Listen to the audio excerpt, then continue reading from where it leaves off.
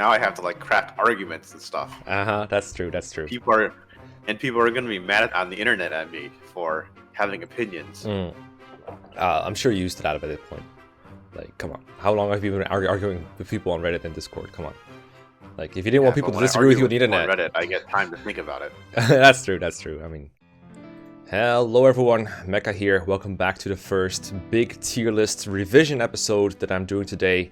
As you can see, we're going to be tiering some Fire Emblem 10 characters. Like I said in the last big tier list episode, the last one, both the previous one and the one that might be the last one, I felt like the format needed a bit of changing. I felt like I needed to do some revisions, and I thought changing things up might be nice. So to help with that, I have a co-commentator with me, or a co-host, or a co-tier, whatever you want to call him. So welcome to the one and only dondon151. He's going to help me with FE10. How are you doing? Good. Hello, casuals.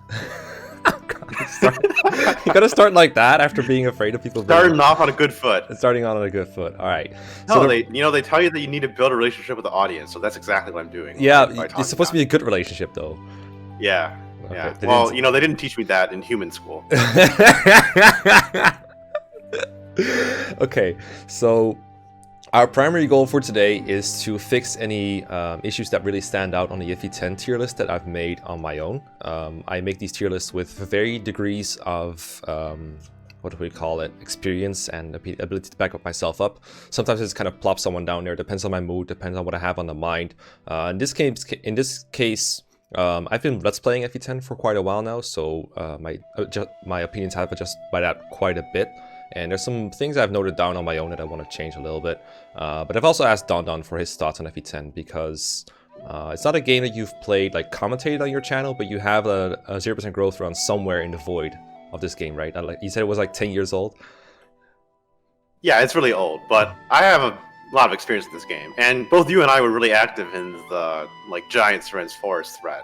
Oh yeah, that one, right? that was so old. Holy shit, that's even we older. have a lot of experience with the mess that's FE10 tiering. Yeah, but it is a proper mess, even though. to this day, we still don't get it right. No, probably not. It will never be right, but I'm not looking for these to be 100% right. I'm just looking to fix things that are, like, obviously wrong. And then I feel like, particularly for FE10, but honestly for almost any game, you can argue almost any unit in a lot of different positions depending on your criteria. And I don't want to argue criteria too much, but I do want to clarify that this is not going to be an LTC tier list, and it never has been and never will be. If anything, it's more geared towards efficiency with some of the occasional nods towards more casual plays. For example, I placed Setgar and Wolf a bit higher than I would have on an actual LTC tier list or an actual efficiency tier list. But for me, what a tier list really is a ranking of units from best to worst. And every time there is a tier gap, so for example between S plus and S minus, or more notably probably between S minus and A plus, that's a notable gap in performance, in overall credit for how good they are across the whole game. So unlike in the character guides, availability is weighed in. That's why you see characters that are not as available being ranked lower. So it's supposed to be like a grading of their overall performance in the whole game. I don't know how much this perspective differs from yours, does it? No, it doesn't really differ. I mean, I think my concept of a tier list tends to be a little bit more LTC focused, but we understand nowadays that if you just build an LTC tier list, it's going to look really weird sometimes, because you could be like, oh, if you grind this unit this one specific way, then you save one turn later on, and that makes them worth more than half the cast. Yeah. And then you're just like, okay, but that doesn't make sense, and most casual players aren't going to even think about doing that. No. So I do think there's a lot to be learned from LTCs in casual playthroughs, especially for some other games right now that's really happening. Like, people are finding out more and more strategies with specific unit builds, movement sets, etc. that can be applied to casual play to ease up the game, but it hasn't bled into these tier lists all that much. So the primary goal is going to be fixing issues. I do have some units that are untiered that we could get to if it doesn't go on too long. I'm zooming out a little bit to show you. So units that are untiered right now are Muarem, Lian, Mordecai, Leth, Mist, Gatri, Reese, the Sala, Stefan, Volk, Gifka, and the Seer. We might get to those eventually, but first off, we're just going to start with what I've gathered from the comments and anything that stands out to Don. So I'll just read out what I've got real quick first, that the units that I might be discussing, and then you can add on yours to the list, the agenda, and I'll keep track that way. So I scoured the last 3 or so videos where I had Radiant Dawn, And the ones I am looking to like ask your opinion on and discuss a little bit are Kiza or Kiza. I still don't know how to pronounce it. Someone said, all right, you want to maybe move him up to E tier because his gauge is notably better than Leth or than Lyre, so there should be like a bit of a gap between them, a notable gap in performance. Boyd was someone who was frequently brought up. I know Don has some thoughts on Boyd because I think he mentioned him like once or twice in the comments. I've been trying out Boyd a bit too, and I'm considering moving him down to C tier. Shinan is in C right now. A lot of people have an issue with that. I think that's still correct. Where is he? Oh, he's right here. Shinan is right here. I think he's fine where he is, but we're going to talk about him too. Oscar is a unit I'm very unsure on right now, even though I'm using him. Peleus, I didn't really take into account when I tiered him. Where is he at? F tier. He does have B rank stabs, which I'm wondering if that's like significant at all to move him up. But I think he should definitely be in the lower regions at least. I think his stats are absolute garbage. Leonardo is someone who might move up a little bit. But that's really going to be like one of like perspective and criteria, I think, more so than actual performance. But again, we'll get into it. And then Volug is a unit I know that you wanted to move me, wanted me to move up for a little bit, and I have. He used to be like a little lower, mostly on the back of what I thought would be a bad Part 4 performance and some other problems with him.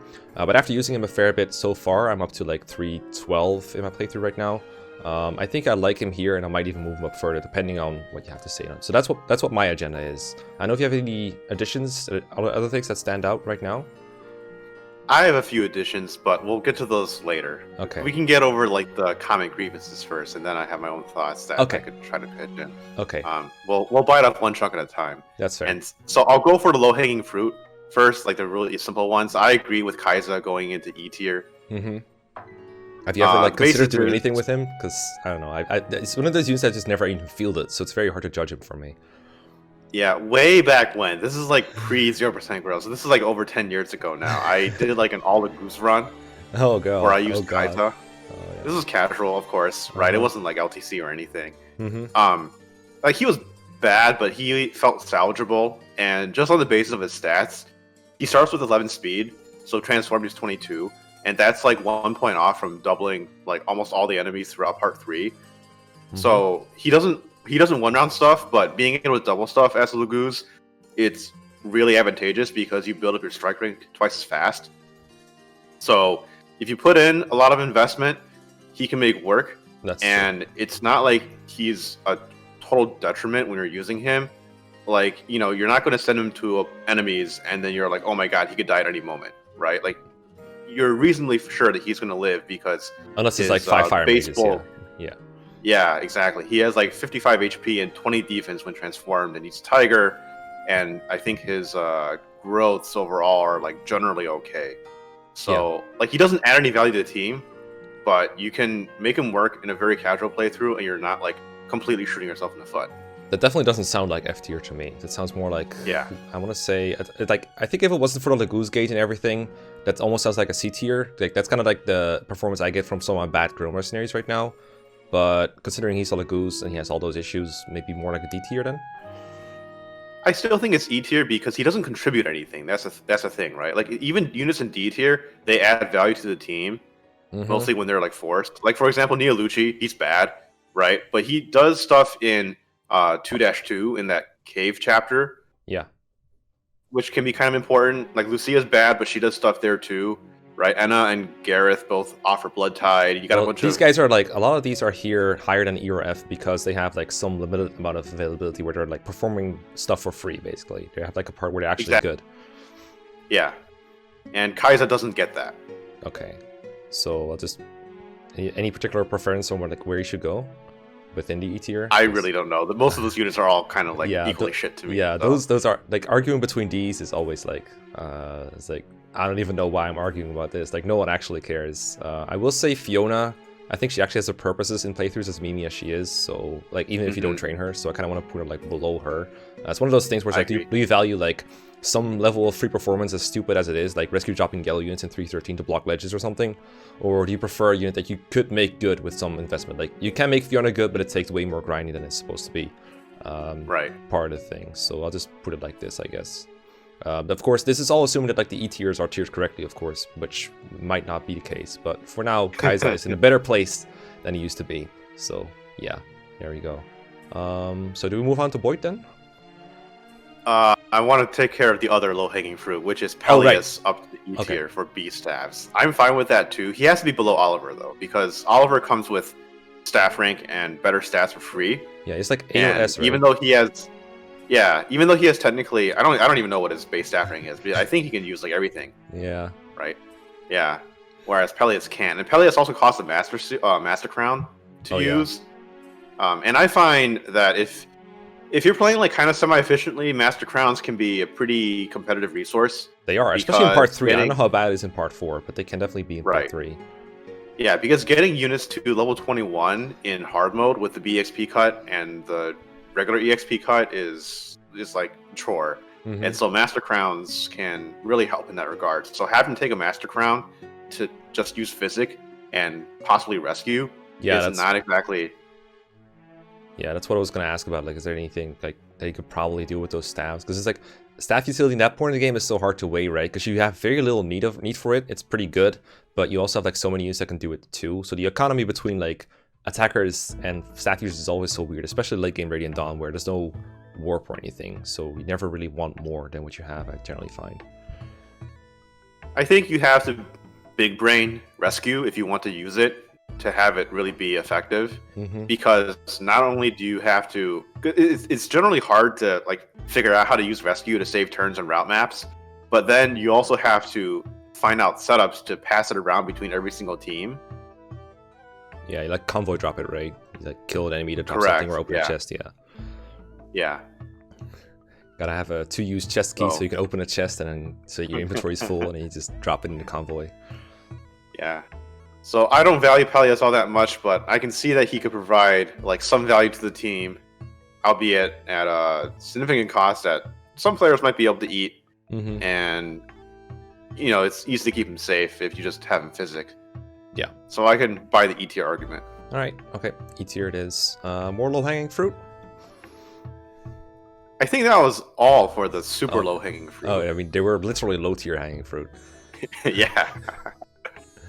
Okay, so do we move on to the slightly higher hanging fruit? Units like Boyd? Then? Yeah, let's talk about Boyd. Yes. So what were your thoughts on Boyd at first? I don't remember exactly. I think when I tiered him at first, I was slightly clouded by his late game performance, because Boyd is a unit I haven't used all that much, but I've watched him in a lot of playthroughs, and he's part of like something like Cheeky's run, for example, where he's like used to one-round KO generals with hand axes or whatever it is that he does, and I never really tried using him. I also think, I'm not sure, but I think I also kind of had transfers in mind for him. I don't know how, because I've never actually transferred a Path of Radiance file to Radiant Dawn, so it might have been someone else's playthrough or something. But basically, my thoughts on like how good Boyd were was kind of this like, I don't know. I think I judged him better than he was. I tried to take it into account. I tried to be like, okay, this is what I have in mind. It's probably a bit worse than that, so I tried to lower him based on that. But right now I'm in 312 on my Radiant Dawn recordings, so I've done most of part 3, especially for the Guerrilla Mercenaries, and Boyd has been absolutely disappointing in every single part of the game. And his level ups haven't been super terrible, so I don't want to say he's like far from his averages. There was a couple things I noticed when I played. Obviously his base speed is very terrible, and I didn't have any speed wings to spare for him. I gave one to Har, and I think I kept one on the Dawn Brigade, so it's like one more that you get like late in part 3. I think I gave that one to him in the end, and that was also like the point where like the Crimean Royal Knights merge with the Guerrilla Mercenaries. At that point you get a lot more BXB, you get an extra Master Crown if you save one, you get that Speed Wing from 3-9, so that gave me the resources to make Boyd actually double stuff, but before that, he was never doubling anything. And I have other units that need to like some help to get kills that cannot get them on their own. Units like, I don't know, well, Mist obviously, but that one doesn't really count. Units like Oscar, units like, who else do I have in the Grommers? Like Nephany doesn't always kill anything. Even some of the better units don't always one-round KO everything, but Boyd was always like a special little project to set up kills for, because he just, not doubling is such a huge detriment, and his durability was always kind of suspect. They didn't have an earth support to work with, because I supported him with Mist, so dodging was kind of unreliable, and just, I don't know, this is really hard to work with. So maybe if I gave him more resources, he would have done better. But right now, I'm not impressed. Now, that said, I am moving into the part of the game where Boyd is going to be good, because now he's tier 3, he's doubling stuff, and soon we're going to be facing a lot of generals that are harder to 2-round KO, and you'll have a niche again. So right now, it's like the lowest point in the whole playthrough for me for Boyd, in terms of like how much bad he's been performing for me. But yeah, that's my thoughts on Boyd. What's the role of transfers in this list? Oh yeah, I was going to mention that actually. I think I want to just keep it no transfers. I'm pretty sure I started mentioning them whenever they came to my mind, but I think I just want to make a tier list without really considering transfers. So because otherwise it's like I think transfer units are just like a completely different thing, and it's going to be really hard to factor them in. Okay, I think so. Obviously, transfers void is nuts, right? Transfers void, I always argue, is like A plus S minus tier unit in this game because the whole meta around transfers void is that you generally also like if you transfer void, you transfer other units, and one of those units is Titania, and Titania caps speed easily with the Night Ward in Path of Radiance. Oh yeah, so then she doesn't need the speed wings. Yeah, yeah. So she doesn't need the speed wings, and then that speed wings goes to Boyd, and then Boyd gets +2 speed if you give him like some +5% speed band in Path of Radiance. He'll cap that on average too. So then he gets like 22 speed to start out with instead of 18, and that's like a huge game changer. That's almost right? Because speed. Yeah, because Kiza was like 1 away from doubling units for most of Part 3, and Boyd is now like 1 or 2 away from doubling most units in Part 3, and then he just snowballs from there. But if you don't have transfers, then I think Boyd is just like really terrible in early Part 3. Yes. Even like mid to late Part 3. And the issue is that like, sure, there's some payoff later on, but I think that if you like, even from a strict LTC perspective, he's one of those. It's like one of those situations where you want to give a lot of investment to this crappy unit because they might save like 1 or 2 turns later on, right? But I think in order for Boyd to even return that investment, you have to rig. I don't think that realistically you're going to be able to like get him to a point where he's naturally killing enemies and destroying them left and right in that setting without rigging his level ups. And then that kind of throws the whole tier list concept out the window, right? Because if you rig level ups, then a lot of people can be good. Yeah, no rigging. This is kind of assuming like average stats, which is dumb and rating dumb because bonus experience exists, which reminds me, by the way, there was like 2 big factors in my playthrough that make him like even worse in that regard. One of them is I'm using like way too large of a team. I'm training like, I don't know, I haven't counted, but like 8 different Grim Mercenaries. I would generally recommend training like 4 or 5 max, and that's like excluding Ike, I guess, because he's kind of a weird thing. So normally he would have more Bexp to work with. The other thing that really hurt Boyd for me that I didn't realize was a bigger problem is he doesn't really cap anything in tier 2 for a long while. At least I haven't noticed him doing it. It might have been unlucky, or kind of expecting him to cap like, I don't know, HP or strength or something, but he just never did it. So while I could fix the bad stats of like Nefany and Mia and Oscar with some bonus experience whenever I had the chance, Boyd is like, all right, I can give him bonus experience. He'll probably get like strength and maybe speed, but with the others, it turns out like a near guarantee of getting like strength and defense or something. For like Mia particularly, that works really well. So yeah, Boyd's strength is surprisingly low. He has less strength than like Ike or Gatry at base. I think he's like 8 away from cap, and he's level 8 warrior. So yeah. Yeah, he's also like kind of low level, so getting into promotion takes a long time. I do think if I played again and I used a smaller team, he'd perform better for me, because then he'd be able to promote earlier, maybe take an earlier crown somewhere, and that will work. So again, slightly biased, but I think at this point, I don't want this guy in the same tier as Mia for sure. I think he should be in C tier somewhere. Right. Boyd down to C I'm okay with if you disregard transfers. If there's like any consideration of transfers, he needs to be higher than C tier, but yeah, if there isn't, then C tier's fine. I think this whole project is complicated enough to where transfers can just be thrown out the window for a second. I like mentioning them when I'm tiering units, so here you go. We've mentioned them, and now let's move into C tier. So let's see. Do you think he's better or worse than Oscar and Shinan? I think he's worse than Shinan for sure. All right. I don't know if I don't know about Oscar. I don't know if like Oscar and Shinan are the right relative positions either. Well, Oscar's on my agenda, so we can talk about him in a second. So I guess his relative to Shinan, he should be lower, I guess. And then, yeah, because Shinan has okay utility for the first few chapters, and then he like doesn't really do a whole lot. But then Boyd is just like, okay, he can hit an enemy, and then you can decide to try to invest like 13 levels into him. Wait, is his base level like 7? Damn, it's so low. It's 8, but he needs oh yeah, he's 21. Yeah, unless you want to crown him at 20, which I don't know about that one. So you probably think it's worse than Toronio, right? Like I'm kind of expecting like a Toronio rise out of this one too. Yeah, I have thoughts on Toronio, which kind of extend to thoughts on the tier list as a whole. Yeah, probably. So we'll put that off for later. Okay, fair enough. So just kind of keep him around here. Do you think it's worse than Tanith and Sigrun? Or do you think they should dump, or do you think they should move down? Because I remember you thought they were like too highly rated on my other thing, my character guide, Tanith and Sigrun. I don't know about that. Tanith, you can kind of maybe sort of try to make work, Yeah, kind of. That sounds like Void though. Well, it takes a little bit less investment to Yeah, make it Tanith does. work. I think Sigrun's worse though. Okay, fair enough. So just keep Boyd here for now and maybe revisit it later when we talk about other guys. Yeah. Fair enough. Yeah. I mean, Oscar's next on the list, so we can talk about him if you want. Mm-hmm. Yeah, Okay. my Oscar right now is kind of doing a forward where he just doesn't one round anything, and he's also like missing half the time and shit. I don't know what's happening. He's supposed to be green, but he's pretending to be red. His speed cap, I haven't noticed the speed cap being a whole lot of an issue because it took him a while to cap it, but when he did, obviously it became a bit of an issue because 24 speed in late part 2 or late part 3 was not that great. I think I've got him at promotion basically at like the end of 311, and now we have some Dawn Brigade chapters, so it will be a while before we actually see him promote. But I've just like been thoroughly unimpressed. He's pretty good like at killing mages and then canceling somewhere else, but that's like the only thing I can really find a use for him for. I'm sure like if you do like an LTC kind of thing, then rescue dropping becomes like a bigger thing. But for more casual playthroughs, I don't think that's super great utility. The other thing with Oscar is like I think I mentioned this when I initially tiered him, is like the horse isn't always helpful. And while it's like really good in the early part 3 maps, later on it just becomes a hindrance, and his combat also just isn't too good. So I feel like a lot of the time I'm just working with someone whose combat is shit, and then sometimes his movement is also shit.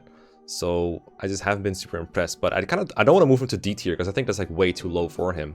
But I don't want to move him up to B tier either. So I feel like C tier is fine for him. I think he doesn't have a whole lot to do. The only thing I like about him is like giving off an earth support. That's pretty cool. Like you have Ike for that, but if you want to like, I think the optimal pairing is like Ike and Mia for like their support pairs, and then Oscar can give the earth support to someone else. That's pretty cool utility, I guess. But for example, I don't like supporting him with Titania. I don't think that's good. So he doesn't really have anyone that really matches with him very well. Whereas Ike and Mia like match movement types, for example. But right now I did Oscar and Mia as a pairing. Yep. Sort of works out, I guess. Except I don't want people to attack Oscar because I want to attack Mia because Mia kills enemies and Oscar doesn't. And that's super annoying. So that's where I'm at with Oscar. I saw someone somewhere brought up Oscar's speed cap in part 3 as an issue. I actually think 24 speed cap is okay, right? Well, there's Halbert deals with like 21 okay because so he has to. Okay, so he does need to promote, but I remember looking at this. The 24 speed cap lasts him a little longer than people that have a 23 speed cap, and it should last him long enough that if you are trying to dedicate yourself to using him, then he should promote to escape that 24 speed cap by the time that enemies start averaging around 21 speed. When is that? Like 3.7-ish or something?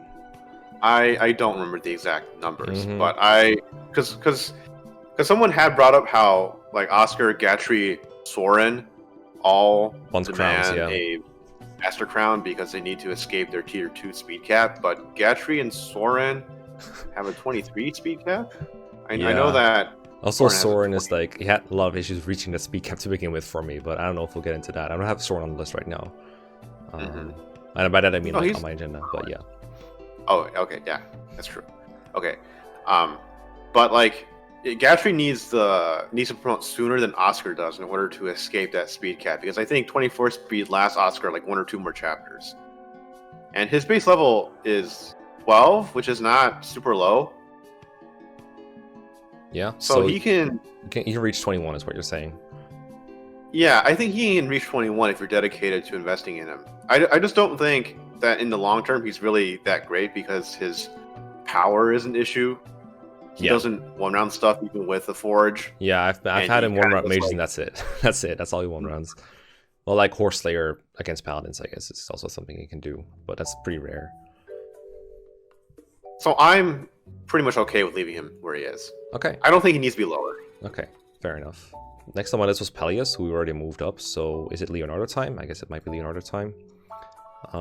So the utility that Leonardo provides in, like, it's one of those weird units that is supposed to be like a semi-investment unit, I think. That's like the latest hype on him. Like, Ringor kind of told me, like, hey, use Leonardo and then do these and these things with him. It's pretty good. And you brought up that he can do all sorts of things without too much training too. Things like chipping down Lagoos that are untransformed in 3/6 without too much training. Using crossbows against flyers.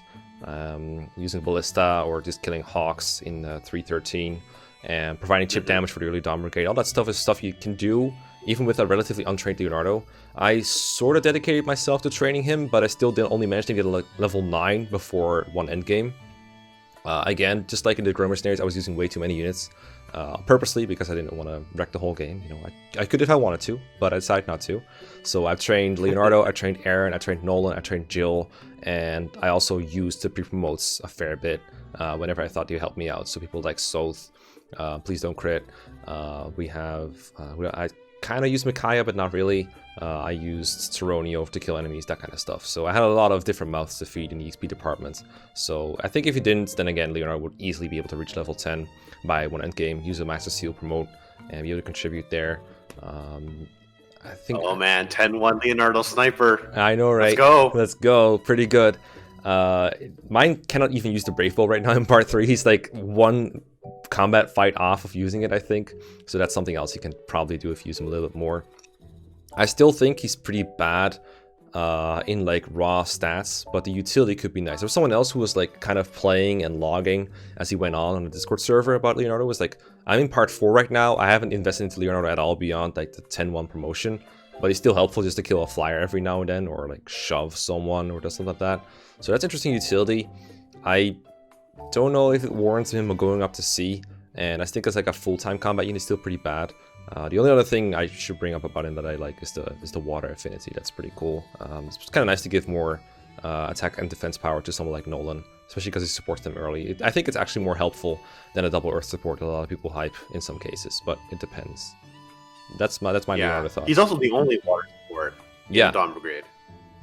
Yeah, he is, as far as I know. The rest is like all void based, which they can't do in part 3 because, you know, no void things. I'm trying to think of units to compare him to in C tier. I know, right? It's like these are the easiest comparisons for him. Like Aaron, like above him, and then Edward below him. It's pretty hard to compare him to anything else. Right, but in terms of the spectrum of utility that he offers, not like his contemporaries in the chapter, that he's in. Fair. Right, like, you know, are there other units that are in the long term total dog shit, and most of the time are total dog shit, but they do a couple of important things semi-important things in some maps, because you don't need Leonardo to chip Lagoos in 3/6 with Luftnassad. You don't need him to one-shot flyers in 3/12 because there's only 2 of them, and you could easily just like player phase 1 with Nolan and then enemy phase the other. Yeah. So you don't really need Leonardo for that. Yeah, I try to avoid the word need when I can in tiering, because I feel like you almost never need anything, and if you do 100% need someone, like Edward in one prologue, then it doesn't even really count. But I see what you mean. Yeah. Right. But for example, like, you know, you kind of need Joffrey in 2-3, right? Yeah, he's not essential to the same level, I agree. Yeah. And like, you know, Tormod in 1-7 and 1-8 are, I would say his contributions are a little bit better than Leonardo's contributions in like 3/6, 3/12, and 3/13. So I don't know. I personally think Leonardo, like, top of D tier. I think he's better than Aaron, and I think I would even rank him above Edward. I think Aaron is actually kind of overrated in this list. I think he should be below both the other Dawn Brigade people. But... I'm okay with that. I'm actually considering about Scrimmier, because he's like good part 4. You also don't need him, but he's not essential to the same level that Joffrey and Kieran are, for example, or Joffrey and Tormod. So do you think it should be below Scrimmier or like above him? Just, you know, on a hunch. Because I could see him above Aaron. I definitely think Aaron is like, unless you're long-term investing into him, he's not very good, but he's not a very good investment target to begin with. So I'm okay with this. I think I'm okay with Scrimmier being above Leo. Yeah. I don't know how to compare those two, really. I guess you don't need Scrimmier either, right? So it's kind of similar in a certain regard. But Scrimmier, if you use him, you're not at risk of him just completely crumpling. Whereas if you use Leonardo, Yeah, I guess you have to be a little bit more careful. Yeah, with Leonardo, it's like you kind of have to make perfect moves with him in some chapters, like especially like 1-3, for example, because he just gets one shot or double and killed if you just put him in the wrong tile. But I think for usually for tier lists, it's probably better to assume a competent player with, you know, the added note that, like, sure, he's like restricted to where he can go in some chapters because the lack of one range and the ability to die and give you an instant game over or a reset. Okay, so we haven't really moved anyone like very far right now. Besides, I think the biggest move so far has been Boyd. The only one on my list that I have left is Voluk, who I've moved up ever since we talked about him first. Discord, I think. So what do you think of Voluk's position? Because I'm kind of curious. Well, you said you've been using him in your run, right? But you've been balancing him with like the 4 unpromoted units that you're using. That hurts. Yeah, if he doesn't need XP, but he still wants combat to get strike rank. So if I use less units and I made Voluk one of those units, he would still have been better off. I did reach S rank strike in 3.6, which I think is usually what you want. Maybe you get it in 1E if you use him more often, but it hasn't like felt too far off. I don't know how much you need to use him to get like SS rank strike in part 4, which seems kind of important. But he doesn't seem like, other than that, I don't think he's like a unit that needs heavy investment of any kind. So I don't think he's been hurt a whole lot by the way I've been using the Dom Brigade.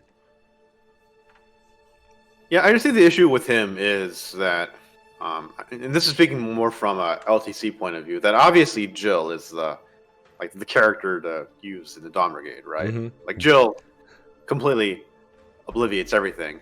Yeah. Obviates everything. But like Voluk's okay. It's just that like the question is if you consider him in a Jill vacuum or if you consider him concurrently being used against Jill. Because I feel like he's a unit that if you want to use long term, you can't really well, I guess in an efficiency playthrough, like in a non-LTC playthrough, he doesn't have that much, like he doesn't compete or take away things as much from other units as he does in an LTC. Because in an LTC, you actually just need to throw him into every enemy that you can, and he gains 1 EXP from all of them, but he wants to strike rank in order to reach S and then later double S rank. In a casual playthrough, I think if you're killing a lot of the enemies anyway, you're taking a little bit longer on maps, then Jill can go do her own thing, and then Voluk can go do his own thing. Yeah, and this is especially easy for Voluk because his durability is so good. So it's easy for him to just go off to some other part and get strike rank without getting in the way of Jill. Like, Jill was never getting that XP anyway in that point in the map. But I'm thinking like 162, for example, the second part with Fiona. It's like you just send Voluk to the right and Jill to the left, and they'll never meet each other, and they'll never be competing for XP. I think I used to have him like the bottom of B. The hard thing with Voluk for me is it's almost like using 3 different units at once because his performances between parts are so different. In part 1, he's like a pre-promote that just kind of murders everything, and then in part 3, he the lack of one-shot range doesn't hurt him almost at all in 3.6 and 3.13, but instead you have to balance it with his Laguz gauge. So with his Laguz gauge, there you go, there's a word. So he has a harder time healing himself sometimes because he needs to grass up, but at the same time his stats are so much better than a lot of other people's durability that doesn't even hurt him that much. He just needs to transform right away, or he needs to take 2 turns to transform with the Leafy Grass, or you need to steal the Stone for him. And then I don't know much about his performance in part 4. I don't know how much trouble he has like reaching AS thresholds. I'm assuming that if he reaches those, he's fine with SS strike rank. It just he doesn't have one-to range, which seems like a bigger deal in part 4 than any previous parts. And then in 3.12, I think it hurts him a bit as well. That's my estimation. I think his stats are fine on average. Part 4. I think people see that he gains like 1 XP per kill in part 1, and they're like, "Oh, his XP gains shit." But his base level as Laguz is actually low compared to most other Laguz. I think it's actually one of the lowest. Yeah, I think the main drawback of his low level is like not being able to reach the Mastery Satori sign level of 30. But other than that, it doesn't really matter that much. I think he gains XP fine from Laguz in part 3, and then in 3.12, no one gains XP anyway. He has a lower base level than Liar. And he also has more skill capacity than a lot of other people, so he has more room for Paragon if you wanted to give it to him. That's another thing like that I think about the Dom Brigades part 3 is honestly you can only that's definitely a part where I think even in casual playthroughs it's just so bad to use more than 2 people, because if you use 2 people, one of them can get Paragon, the other can get Beast Foe, and they can still kind of snowball from there. But the third unit is like, what the fuck do I do with this one? Like, give him renewal or some shit like that? It doesn't work as well, like, not nearly as well as Beastfall and Paragon for gaining XP. The third unit is Leonardo. The third unit is the third wheel, yeah. Well, like, for me, that third unit was Aaron. I came out of 3-6 with, like, a level 12 tier 2 Jill, because she had Paragon, and then, like, Nolan killed everything with Beast Foe, so he was, like, level 10 something as well. And then I used Voluk a bit, but he doesn't really level up like that. And then Aaron is, like, he got to kill, like, one enemy in the whole thing, because he doesn't one-run anything, and he doesn't get Paragon, so it's like, okay, cool, he can tank, but he can't really do anything. That's one of the reasons I think Aaron is just not very good. But, right. Yeah, I forgot how relevant this is to Voluk. I guess you can also use Beast Foe in 3-6. You can be one of those guys doing that. But I think he can one-run cats anyway if he gets enough speed from leveling up without Beast Foe. If he gets, like, S-Strike, which was pretty impressive. So, I guess the big question is, do we move him or not? So, in my mind, I'm trying to compare him to Nyla. Yeah, good luck with that one. In terms of performance, availability, utility, that sort of thing, right? And like they both exist in part 1. Voluk exists for more chapters. I think you could argue that he's not like really super essential for any of the chapters that he's in that Nyla isn't in. Although he's pretty good in 1-7 because he has a lot of movement indoors and he can ferry Micaiah to the Seize Point. So there's that at least. Yeah, I think in any type of playthrough, Voluk is very good in that one. Yeah. And then, like, 1-5's defend, but he can just, like, maul stuff there and never die. 1-6... I think 1-6-1, he's actually not that good because there's a lot of 2-range in that map and his route. So, he's not really good there. And 1-6-2, if you kill the boss, you want 2-range because he has a Javelin. So, that's not a good chapter for him. And then 1-8 Swamp, he tag teams that one with Nyla, but usually Nyla can do everything on her own. He doesn't really offer all that much, but he could get some self-training. And one end game, what I've used before is, do you get a pass scroll before 1 dash? Yeah, I usually get that to Nyla and have her run up ledges. You get it from like a base combo, I think. I think you get it before 1-9, where it's like completely useless. It's great. Okay. Have Micaiah walk through enemies before she dies. Because what I do is I give pass to Voluk, because then you don't lose pass until part 4. You still get it back for some part 3 maps. Yeah, you can use and he can still like run up ledges, run through enemies, and then shove them away from the ledge to unblock them. They're pretty fun. But his combat performance in that chapter is kind of bad because I think he stops doubling stuff in that chapter. Yeah, that's what I remember too. Half shifted. Yeah. That one isn't even like personal experience because Voluk isn't even like leveled up at that point. He's like still base level at that point. So unless you like backspin to the max, which is probably not happening. Yeah. Okay. So the part 1 calculus in that case would be Nyla has 2 chapters where she's really, really good. 1-8 and 1-E. And then Voluk has 1 chapter where he's really good in 1-7. And then a few chapters where he's pretty okay. So overall, like, I'd say that their part 1 values are about equal, right? Mm-hmm. But then there's part 4. Then, what's that? Then there's part 4 and Endgame where Nyla's like just completely better, just locked to one route. Right. So Nyla's better in part 4 because she doesn't require any items to help transform. But I think combat-wise, you could, if you'd use Voluk through part 3, you could get him to a point where he's performing similarly to Nyla. Interesting. Because I think naturally with his speed growth, he will pretty easily reach the like 30 AS, 32 AS threshold. He only needs to gain like 2 to 3 points of speed, and he has a 40% growth in that stat. So, and that's one of his better stats too. So I think he can reach that benchmark pretty easily, and then if he gains like a point of strength or 2 and gets double S rank strike, he also just obliterates everything in combat. His issues in part 4 then are having to deal with the goose gauge, more or less. Yeah, you do get a and I think goose he's gem. a little bit more frail than Nyla, but he's still pretty kind of bulky anyway. And then there's like his part 3 contribution, which Nyla doesn't have. I like this logic. So. Yeah, interesting. So it depends on how much you weigh Nyla's advantage in part 4 versus Volug's advantage in part 3, or whether you think his contributions in part 3 are worth anything at all in the presence of Jill.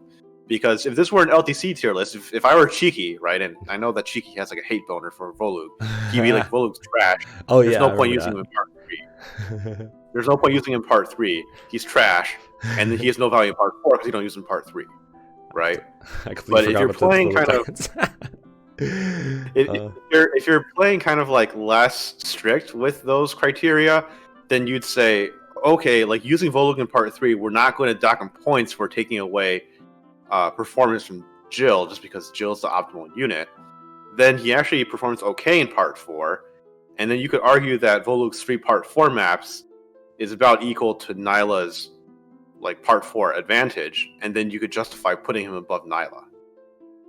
Interesting. I do think you've sufficiently argued that at least it shouldn't be a tier apart. So I think I'll just move him up to A- at least. Unless you think Nyla should move down, but I don't think she should. I think maybe putting Volug like below the Herons is safe. Okay, I'm fine safe with that. Position. I'm fine with that. I still like. I know you're not on the LTC tier list. I still sort of buy into the argument slightly that using Volug takes away investment from Jill, and you want to give all the investment into Jill as much as you can. That is the most efficient choice, but right. it can't be the only choice. Otherwise, there's almost no point in making a list, I feel like. Right. But if you're playing casually, there is a way to use Volug so that he is really, really good for most of the game. Mm-hmm. That's what I've been gathering too, yeah. One thing I was wondering about the part 4 advantage, do you remember if Nyla can 2-KO the generals in the Oliver chapter? No. Okay. She's like she does not. She's a proc. Okay. She needs to gain strength. Okay. I remember her like one-running them in normal mode or needing some luck somewhere to get the kill on normal mode. So I wasn't completely sure on that, because that would be like a big advantage, sort of. It would be like a significant like stats performance difference, because otherwise, if they're both doubling most generics like halberdiers, snipers, etc., then there's not much of a performance difference as long as Volug isn't dying or anything. Besides the gauge thing, of course, which I don't think is that big of a deal for Volug, because at that point you get like a lot of Laguz stones, you get the Laguz gem from the desert. Although that one is like really late actually. Do you get an earlier Laguz gem than that? Oh, you do. Nope. No, it's like 4-3. You get it, you convoy drop it, and you give it to your like Janaf and stuff in the mansion. I remember now. Yeah, that's how. I don't think you should send. I don't think you should send Nyla and Volug in the same route. No, I don't think you should send Volug in the same route with Nyla. No, but it's more of a matter of, okay, how much does it matter that Nyla is one-running those generals or not, compared to how Volug does against the other routes? Because the other routes don't really fight anything that needs like as high of an attack threshold as those generals. I think there's like the toughest thing you can find, unless you're talking like dragons in 4-5, but I'm not really counting those. I actually do fight some generals in the Tibarn map, but I think you just sent Volug to the Mikaya's part anyway, because he has desert movement. Yeah, you could justify either, because 4-2 has a lot of terrain, a lot of thickets, and he doesn't take any terrain penalty from that either. That's true. And you could say that, like, you know, okay, fine, if his performance isn't like super good, but it's still okay, he's okay for one part 4 map, and you send him with Tibarn's map. Mm-hmm. That's true. Because I try to avoid to Mikaya. Mm-hmm. I try to avoid sending people that I think are really good to Tibarn's map, because it is only one map, but at the same time that usually ends me up with like too few units on Tibarn's map. I do want to send some, and Volug could be alright for that. That's fair. Well, I've run out of points on my agenda. Do you have any left on your end? Okay, yeah, I got a few. All right. The first one is Laura versus Micaiah. Oh, right. Okay, so Micaiah's over here and Laura's here, and Laura's relatively high. I mean, again, C tier, the whole thing, they're not as far apart as they look, right? It's just they're within each other's performance, but you might argue that's not how it should be. Well, let's hear it. They have Physic after part 3, and then I'm just kind of wondering what Laura does in part 1 that makes her that far above Micaiah. Because you can say, okay, she heals, but if you use a lot of good units, you don't really need a lot of healing. I remember this.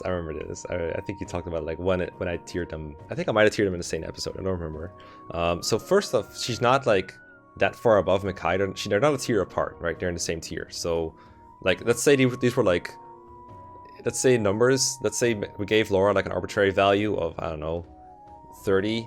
Then Micaiah could be as high as like 29. All these units could be like really similar. So there's not actually a tier gap So between you're saying there are 9 units that are between 29 and 30 in your arbitrary scale. Yes, absolutely.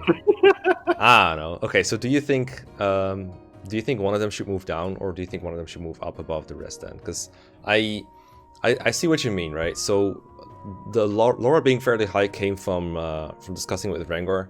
He was basically like, okay, so healing is useful in all parts because it saves like turns of the other people.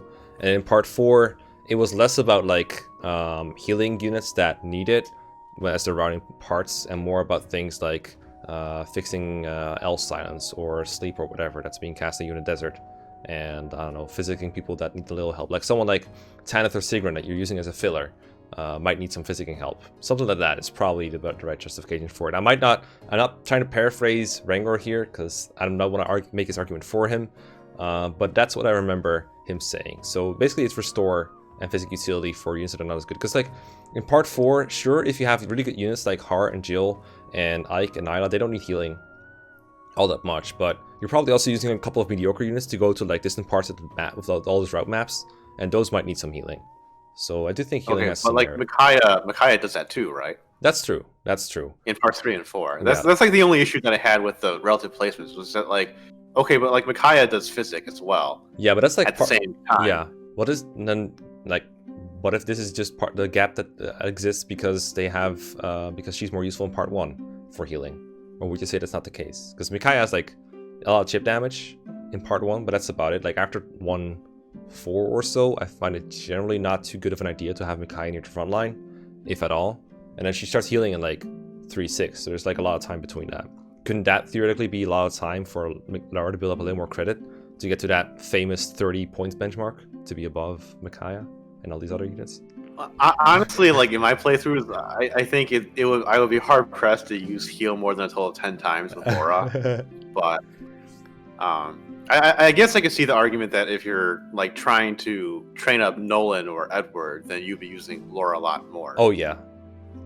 Like my Let's Play is not a very good reflection of this tier list. It works for like lowering stat benchmarks and stuff, but for utility, it's kind of a hard thing to gauge. I definitely agree that if you're more reliant on pre-promotes and then maybe like one Juggernaut like Jill instead of spreading everything thin, then you're getting a lot less use out of Laura, definitely.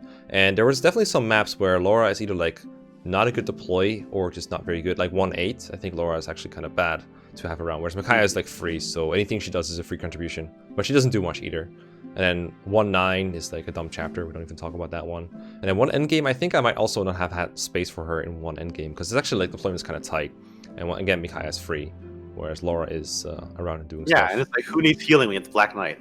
Yeah, that's right. Black Knight is like, I'll just heal myself if I get poisoned, thank you. Jared has like, what, 3 authority stars? Who cares? Black Knight. Yeah, just watch me wave my sword around and kill everything in one hit while firing up a ledge. It's pretty good. And then Nyla's there too.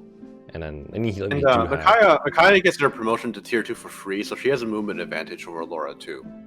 Yeah, it actually takes a lot of time to level up Laura to tier 2, and she still needs like a Master Seal, which I don't even know if I have one for her when the time comes, come to think of it, because I have to promote a lot of tier 1 dumbasses. So I don't even know if my Laura is ever going to promote, actually. That's a good point. And in a playthrough with useless units, though, she probably will promote to tier 2 for part 4. Oh, really? Because if you use less units, you just don't use Laura very much. Yeah, that's true. I guess that's like, if you're yeah. using more units. If you're using more units, then you need to use Laura more, because then you're spending your EXP thinner, your units are weaker relative to the enemy, they take more damage, you're taking probably longer in maps, and Laura has to keep up their HP with healing. Mm-hmm. But if you're using few units, and then you kind of Juggernaut, then you don't really even get to the point where you take that much damage anyway, or you kind of just like go so fast that you outpace Laura to begin with. So Laura can't win, is what you're saying. She can't win. If you're using few units, she's bad, because she can't promote. If you're using a lot of units... Well, no. If you're using few units, she's better, because you actually have to use her healing more. I don't think she's really gonna promote anyway. Like, okay, fine. You're gonna get a level 10 and use a Master Crown on her. You know, good use of your bonus EXP and whatnot, right? When you already have Micaiah who can physic everything that she needs to anyway. Mm-hmm. I also think that like Micaiah on average is gonna have higher magic because she gets that free promotion and gets a few early level ups. So she's going to have more than 5 range with Physic. That's probably true. She also gets like combat levels occasionally, however few they may be, so she grows a little bit faster in that way. And then yeah, there's the promotion bonus and everything. I have found sometimes in part 3, I would have them both deployed and they just like trade the physic around. So you don't necessarily have to limit yourself to just physicking once per turn and having to pick one of these two. But I do think Micaiah has more range with that.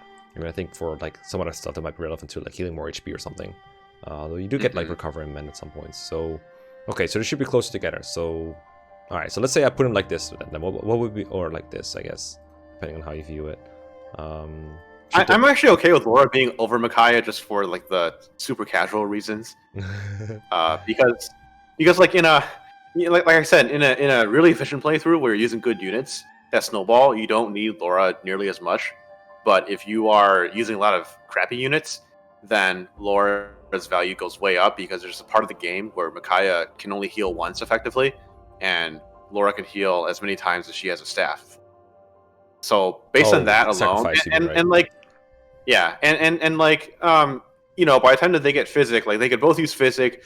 Micaiah's slightly better at it, but Laura can use it too, right? And so there's not that much of a difference. So if you average those two different performances, then I would say probably Laura is worth a little bit more than Micaiah. Okay, I can see that. That's fine. I don't really have a strong preference either. Micaiah has some like availability advantages, very small ones though. Like the chapters she's rounding for Laura are very short, and she's not even doing most of the work anyway. That's like Edward and then Nolan and then Soth, so it doesn't even matter that much. In fact, she's more of a liability almost than anything else, so I don't think that counts for a whole lot. So, alright. So you're happy with this? Yeah, I don't know how to compare them to the rest of the other units in that tier because right now they actually seem kind of high, but yeah, I agree. They feel high, but I know from like all my experience making tier lists that feeling isn't always very right because every tier list ever feels wrong. Like personally, right now when I look at the tier list, I'm just thinking they moved Toronio up because he's in a weird place where like I feel like he's just so much stronger than the rest, but he is it's mostly availability that holds him back and like stuff of the game that I haven't, like parts of the game that I haven't even played yet right now. So that's why it feels weird. So we could talk about Toronio. I don't know if you had any other grievances to bring up. I had other ones, but Toronio was kind of one of them, I guess. So we can talk about him. Yeah, I mean Toronio obviously like dominates 1/6 and does nothing else for part 1. And then in part 3 I haven't had a chance to use him yet because I'm about to record 312. I remember just kind of sitting him on the ledge and just raining down hand axes on enemies until they die, which I don't know if it even really helps. It's just kind of something I've copied from a speedrun. But if you want to like force feed the XP into Jill or one of the other units, you probably don't even want to do that because he's not that good of a long-term prospect. And in part 4, I just remember him being useful as like a filler that can maybe kill some enemies that are like appearing at the starting point or close there because his movement is so shit. So you have him take out enemies. You don't really care that he doesn't double as long as he doesn't die because he just has to kill like a couple enemies over the course of multiple turns. That's kind of his purpose there. And then for endgame, he's not a good candidate. That's kind of how I see Toronio's utility overall, which it feels like it should be like a high C tier or maybe a very low B, but it's like it's not great because he only really dominates one chapter, so it's kind of hard to make him like say he's overall really good. Well, he dominates two chapters. Are you gonna count 1/6 as it's really 2 chapters, assuming he's useful there, which I think he is. I do think he is strong in 312. He does make routing it notably faster, and they put him in a place where it's like literally the only thing you can do is to chuck like short axes and short spears at the enemies, and he doubles a lot of them. I actually think no, hold on. With the Master Crown or not? I think if you don't do anything, he doesn't double most of them. I think he doesn't double without the crown, no. What I've theorized is that if you give him a Master Crown and a Speed Wing... Now we're talking 0% growth, yeah. I mean, even if he doesn't double, it still helps you a bit, right? Because he's going to weaken enemies at least, or take them out over multiple turns while you're working with something else. And everyone else is like shit once you range anyway, so what he does is still better than almost anyone else on the ledge. Thinking about like comparing him, because the other people in C here that he's kind of similar to are, first of all, Black Knight. Yeah. Right. Black Knight should be higher than, like, at least as high as Toronio. But second, Kynegas is kind of in a similar boat where he is only good for a very short number of chapters. But I would like, there are chapters that like Toronio is a little bit quote more essential for, and Kainegas is like kind of optional. But in those optional chapters, he's so good. Yeah, I think Right, like, Kanigas, among his peers, he stands out less, but he's still so good. Like, it's pretty hard to find a better phrasing than, "Oh God, he's so good." Yeah, right. So then that Kainegas is way better than Toronio in that regard, because you could argue that his utility in taking down Diginsia and taking down Ashero's auras really quickly is more valuable than Toronio like dominating 1-6 and doing pretty good in 3-12, right? So relatively speaking, I think their positions are probably correct, that Kainegas is above Toronio. And then the other questions would be like, would you consider Toronio's utility better than Shinon? Would you consider it better than Tanith or Sigrun? Well, with regards to Shinon, are you assuming he's just going to be used for the chapters he's good in and dropped, or do you actually like use his utility during route chapters where he's actually not that good? Because I feel like the optimal use of Shinon is to drop him, or I don't know. To drop him, or like in route maps, he can pick up 1 or 2 kills, but that doesn't really matter all that much. It's just for the XP, right? I think there is like I think he might be able to be. Well, in the Gross playthrough, you can 1-turn 4/5 a lot of different ways. But Shinon is a way to 1-turn it, because it doesn't take a lot for him to double Izuka, and he has 2 range, so you could just like plop him next to a dragon, and then he'll enemy phase Izuka. Oh wait, no, he won't, because Izuka just will warp away. You have to player phase him. Yeah. Never mind that. Yeah, and then like Never mind that. a lot of people who want him higher from the comment section like want to weigh endgame for him, which doesn't work if you're dropping him unless you're like training him a bit and then crowning him or something, which doesn't feel like what they mean. They're probably referring to like an actually Shinon has been trained for the whole game, promoted, and then gets the double bow. That's pretty good. I generally don't weigh endgame itself very much because the chapters are all so short and the characters in it don't really get to do more than like 1 or 2 turns of action. But I do like that Shinon's like really flexible on those maps, because it's super easy to set him up for a Vigor when he can just attack with 2 or 3 range with a lot of might behind it. He's no longer an enemy phase liability. But then again, I guess you have to like get the double bow on turn 1 of 4E1 and then make sure he equips it before the player phase is over, else he's still going to be liability. But from there, that's pretty good, but it's still like endgame is still so short. I find it hard to like really weigh it much for Shinon. Sure, if you 1 rounds general, still double on average. Yeah. Right, that's the whole point of getting the double bow in 4E1. It like let him have 1 range so that he can enemy face against all these generals. And yeah, it has like crazy might, but I'm not sure if his strength is actually high enough. Yeah, I'm not sure either. It's sounds like something that would be useful to have checked, but that's a lot of math that I'm not about to do right now. I know that like I didn't look too much.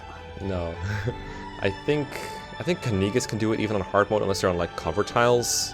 So that alone tells you that it's like a really high benchmark to reach. Well, not really, because Kanigas could be overkill, but I think I have my doubts about whether Shinon kills those. I think the main value for Shinon is that he both kills generals, but he also is able to counter mages at range, whereas someone like Kanigas wouldn't be able to. So anyway, back to Toronio. Yeah. Anyway, here's Wonderball. Right. Yeah. So I think Toronio is definitely worse than Kainegas. Right. And then the question is, like, do you value his 2 to 3 chapters of being pretty good to really good over people like Sigrun or Tanith, who I honestly think they're kind of mediocre, right? Like, they have a little bit of contribution in the 1 map they're free in, 310? 311, the Pitfall map, yeah. 311, yeah, it's a Pitfall map. And then they can do a little bit in 3 endgame. I know that they like one-shot Paladins with the Horse Layer. And they can just like go straight to the right and route part of the map there. But then in part 4, I find that especially Tanith without transfers is pretty mediocre. Like you're really never going to be able to get her to 1-round stuff with the Forged Javelin. And Sigrun has been worse because her speed growth is shit. It's like Dorcas speed growth, yeah. Yeah, it's like, hey, I'm a Pegasus Knight, and I'm gonna be slower than Pala. Yeah, same speed growth as Shinon in FE4, so she has to be fast, right? Yeah, I'm feeling this for sure. I don't know about from here. I mean, Toronio is more optimal than Boyd in every way possible because he has a drop-off point where it's like, okay, you get the most out of Toronio when you have him, and then he doesn't need any like resources to be super good. So in that way, I think he's also better than Boyd. Shinon is someone who is like comparable in a way where you have like a point where he's optimal, and after that he's like optional and still pretty okay. So I think this is the order I'm most comfortable with right now, where he's like below Shinon. I could see either way, but again, not a very big move, so I don't think that anyone has like a really big issue with this. But yeah, this is and then Black Knight needs to be around Toronio for sure. I'm okay with that. Probably one higher. Yeah, I made that comparison too. My idea with the Black Knight is like, okay, so he has about the same number of chapters where he dominates like Toronio. Well, a little harder, of course, because the Black Knight, but for a lot of it, it's like overkill, right? This is not about the Black Knight's stats against Toronio's stats. This is more like they're both super overkill for when they're around. But the Black Knight has, I do believe, has less chapters where he's around compared to Toronio. That's why he's lower. Because Black Knight is there for 1-9, which is super messy to talk about in a tier list setting, and then 1E, where it's super good. And then 3-6, I don't know how you would play that in an efficient setting. I don't know if the Black Knight comes in there at all. And that's it. That's all he has. Whereas Toronio, he's around for 1-6, 1 and 2, and then he's also around for 3-12, and then 3-13. I don't know how good he would be there. But it feels like he has more chapters where he's useful compared to the Black Knight. But the Black Knight probably dominates 1E a bit harder than Toronio dominates 1-6, but not by a whole lot, I feel like. Toronio's still like the best unit at 1-6, right? Well, there's a few issues with Toronio in 1-6. He can't be everywhere at once. It's around that. Okay. His mobility in that chapter is really bad. Generals take 3 penalty from thickets, whereas other grounded units take 2. And 1-6-1, like that entire middle portion of the map is all thickets, right? Oh yeah, I remember that. Yeah. So you kind of have to dedicate to one portion of the map with him, yeah. Yeah. He is really good for the armor knights from the top right, because even like Volug doesn't one-round them, but Toronio does. He just takes a hand axe and like obliterates all of them. So even though his contribution seems kind of modest, it's still pretty important in the efficient run of that map. And then he can like stay behind and pick off all the Pegasus Knight stragglers and, you know, not really be at risk of dying. It's not like using other units in the Dawn Brigade for that map, where if you deploy too many units and you leave them somewhere, the Pegasus Knight's just going to fly in and kill them. Yeah, that sounds pretty bad. I hope that doesn't happen ever to anyone.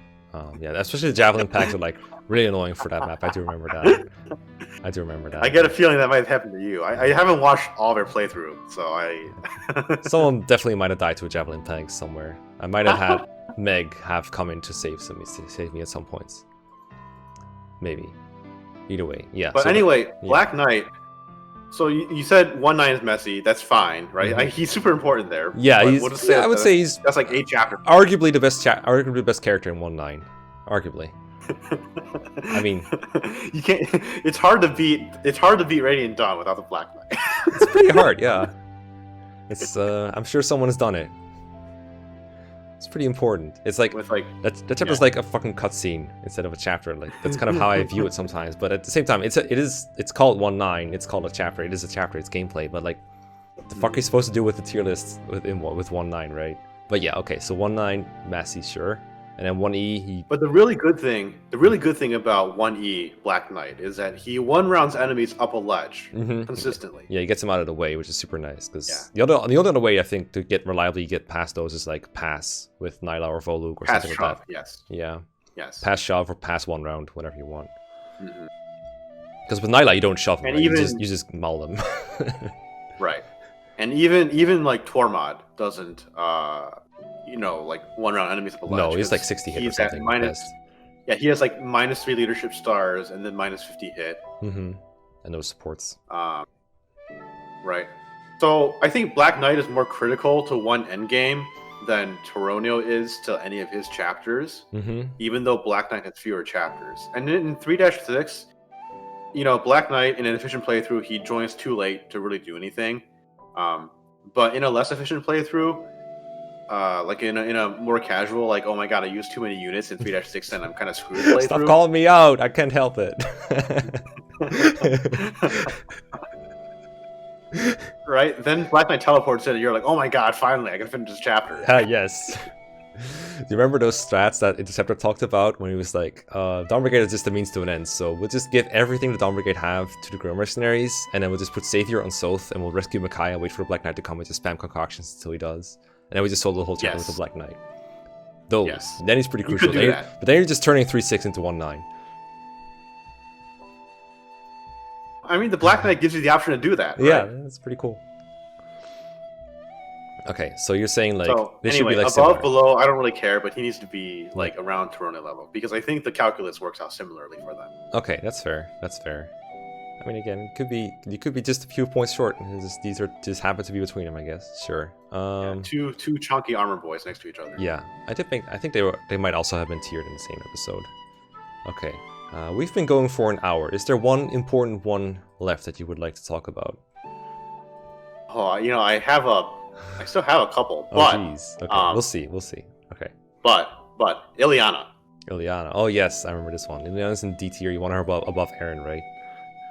I think Or like I think you could argue that she should be in C tier Okay, let's hear it. because she has a couple of pretty good maps to begin with, and then she's like shit for the rest of the game. Yes. Sounds like a shit tier. Right. Sounds like a C tier for me. Like, Well, oh yeah, no. Joffrey? Actually, unironically, yeah. So 1-3, 1-4, Joffrey, 1-5-ish. She's one of those units that gets worse every chapter. I feel like I say that about every Dawn Brigade units, but that's really what happens in the Dawn Brigade. So yeah, 1-3, 1-4, she's pretty good. I think she can double some enemies in 1-3, which is pretty impressive. And then she just 1-2 range is nice. And then if you want her to hit, like people complain about her hit issues a lot, but if you really want her to hit, you can forge a Thunder Tome if you want, and then you can send it off to Soren if you really don't want it anymore. You have the money to do a max Force Thunder. I think, like I dabbled a bit long ago, like between 10 years ago and now, in Radiant Dawn 0% growth, like revision planning, right? And then I think Cheeky has like part 1 of a 0% growth LTC on his channel too. Mm-hmm. But both of us, both what we have in common is we use Ileana a lot in a few chapters because you max might, max hit, max crit, Forge of Thunder. Because Thunder has 5 base crits, so you have 20 crit.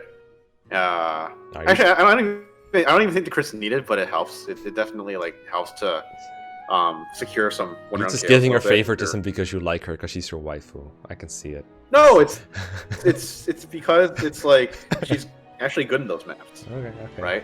But then the other thing is that if you want to extend her longevity by like 2 more chapters, is you early promote her with a Master Seal, and then she has the skill capacity to take Wrath Resolve. Oh. And because her durability is so shit, she takes 1 hit and she instantly goes to resolve range. Okay, and then does she dodge reliably enough to where you want an enemy phase with her, or is this just to make her play your better? No. You just kill 1 enemy at a time. Okay. Just thought it was. But you actually 1-round stuff reliably. Oh, that's cool. So do you use the first Master Seal on her then to get the most out of it? Because after that she becomes like, I was gonna say obliterated, which is not the right word I wanted to use, but she's no longer as useful because you get a lot of other units that will probably be better off deploying after like 1-6, 1-7 or so. So you just use the first Master Seal on her for like 1-5 basically? For, well, 1-5 is a defense map, and so you want to use units that you're actually going to train in the long term.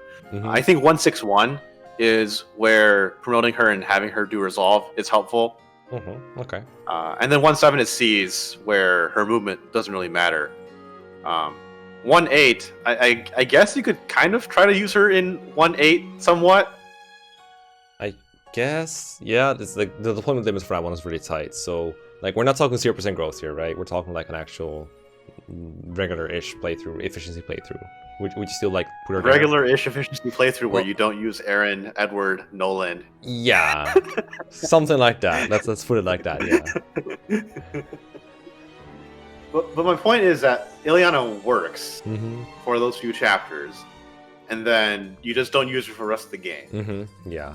I think some people might bring up that like she. Oh, go ahead. Finish your thought. Sorry. And if you give her the credit for being good for very few chapters, and then afterwards she's shit enough that you just don't use her anymore, there's plenty of units in C tier that fit that mold. I agree. That's fair. Some people might bring up that like doing that steals XP from Dawn Brigade into the Grim Mercenaries. I don't think that counts against her, because that goes for any unit that self-improves or anything. Like it doesn't matter to Edward that I'm training Eren or that I'm training Ileana. Like either way, he's going to be out of the XP. So I don't think that's like an argument against Ileana personally, because she moves to the Grim Mercenaries. I don't think that's fair. So well, the benefit of that is that Ileana's good period overlaps minimally with the existence of Volug or Jill. Yeah. And those are the people that you don't want to steal investment from. Mm-hmm. It's okay to steal investment from Aaron, Leonardo, or Edward because they're all crap. Whoa, Nolan erasure right here. I also think Nolan's a little bit too high, but that's what I thought. That's not for this video. Probably not. Okay, so put it we tiered 0 new characters. Yeah, we're really good at this. We're really good. I mean, to be fair, this is the game with like the largest cast in the whole thing, but that does mean you have to come back for another one at some point, I'm afraid. Okay. Okay. Okay. Yeah.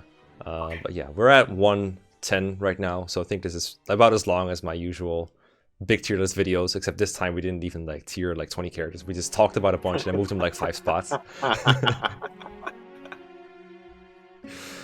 Okay. I guess we'll just have to put a pin on it and continue at some other point with the remaining characters and maybe some other revisions if you had any more in mind. What kind of things would we expect from a future episode? What kind of grievances do you have otherwise? Just so people know what to expect. Like real short. It doesn't have to be the whole explanation, but like what units? I talked about Nolan already. Yeah. I don't think there should be 4 units between Enna and Gareth. Okay. I mean, that's easy. I'll just do that right now. There you go. Done. Next. Cool. All right. Any opportunity to raise Gareth, I'll take. And then I kind of wanted to think about whether or not we ought to like reframe the tiers a little bit, because look at how many people are in C tier versus everything else. Well, yeah, but they could all be like C tier. They could all be that medium. Like Renidon has a lot of those characters that are just like good temporarily, right? So apparently that fits the bill for C tier. We could make C plus and be C minus again. But my thought is that, like, what if Radiant Dawn is a kind of game where units that are good temporarily because of how the availability is structured, like units that are good temporarily ought to be like, you know, B minus tier, for example, right? That's worth a thought. Well, because if you look at our remaining units, like, there's still probably a bunch that are going to go into C tier. Yeah, definitely. Because I mean, a lot of people just don't have that much availability, so that could definitely happen.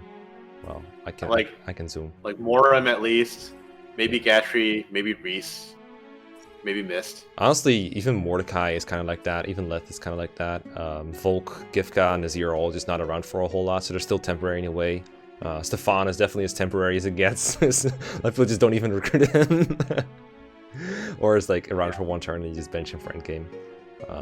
Or maybe so the overall thought is that with how transient availability tends to be in Radiant Dawn in general, maybe we ought to shift our expectations and the framework of the tier list a little bit to accommodate Radiant Dawn better. Okay. Because I agree that in any other game, if you have units that are only existing for like 3 or 4 chapters or that exist for the entire game but are only good for 3 to 4 chapters, then they would be like easy C tier at best.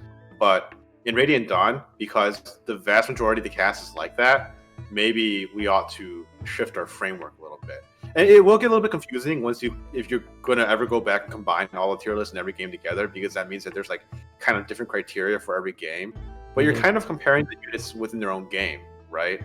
Basically, yeah. It's especially in Radiant Dawn, it's already apples and oranges between the different parts, and across different games, it's a whole different kind of mess. But I think it's more important to have a fitting and consistent criterion or set of criteria within the game than is to be across the game. Like the across game tier list, the whole big thing.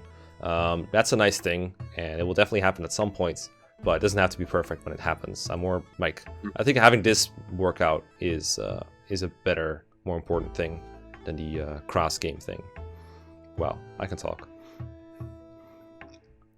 So I completely understood that. Yes. I mean, you've had to deal with this kind of rambling for ages, so you probably have.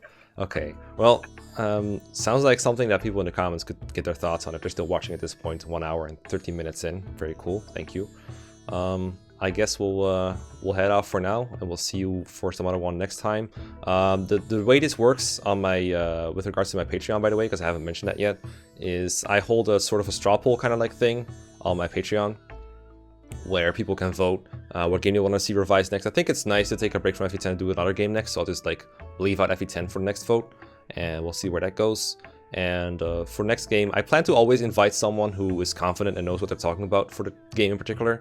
And you're free to vote for any game that you like, and I'll just find someone who's up for being on mic with it. So it might be Donna next time, it might not be. Depends on his availability as well. Because we all know for FE10 and anyone who tiers it, availability is a very big deal. Ha, do you see what I did there? Yes, you made it funny. Yes, I made it. Hey, we can talk about Conquest Saizo next time. Yes, Conquest Saizo, my favorite. I'm definitely going to invite you for Conquest. Definitely. Exactly. Really great. I have a lot of experience with that game. Yeah. Like I'm playing as Saizo. How much experience do you actually have with like any of Fates? 0. Great. Sounds perfect. We'll see you next time. Face rubbing.